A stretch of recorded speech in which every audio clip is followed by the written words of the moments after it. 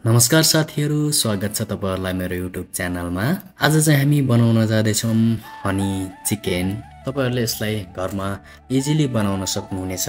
यसको लागि boneless chicken चाहिन्छ अनि all purpose flour, cornstarch, garlic, salt, pepper, honey, vinegar, oil, ketchup हजुरहरुलाई चाहिन्छ।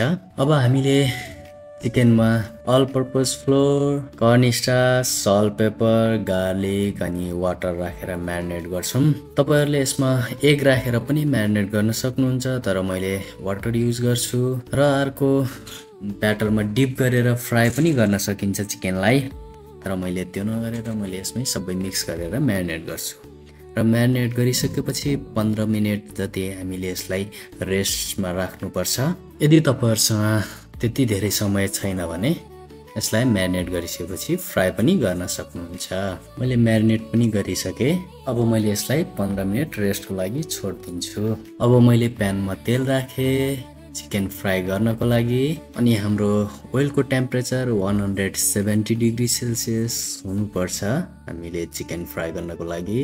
इफ 160 भन्दा बिलो भयो भने हाम्रो चिकनले चाहिँ ओइल एब्जर्ब गर्छ। अनि हाम्रो प्री टेम्परेचर भइसकेपछि हामीले चिकन पिसेसहरु पालो पालो राख्ने र यसलाई गोल्डन ब्राउन हुने गरी फ्राई गर्ने। ल अब चिकन पनि गोल्डन ब्राउन भइसकेको छ। अब हामीले यसलाई निकाल्छौं। चिकन पनि रेडी भयो। अब हामीले वाक तताएर त्यसमा गार्लिक फ्राई गर्छौं। गार्लिक फ्राई गरी भइसकेपछि हामीले त्यसमा केचप राख्छौं। केचप राखिसकेपछि हल्का त्यसलाई हामीले डढ्न नदिन पानी एड गर्छौं। अब यसमा चिकन एड गर्ने र यसलाई एकछिन सते गर्ने। सते गरिसकेपछि यसमा हट सस एड गर्ने र हामीले त्यसमा हनी पनि एड गर्ने र एकछिन सते गर्छौं। सते गरिसकेपछि हामीले त्यसलाई निकाल्छौं। यदि तपाईहरुसँग हट सस छैन भने तपाईहरुले चिल्ली पाउडर पनि युज गर्न सक्नुहुन्छ।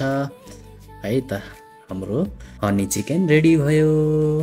अब यसलाई हामीले प्लेटमा राखेर सर्भ गर्छौं। हामीले प्लेटिङको लागि गार्निशको लागि सिसेमी सीड युज गरिम, अनि हामीले जुलियन भेज र हामीले कोरिएन्डर लिभ्स गले गार्निश गरेर यसलाई सर्भ गरिम।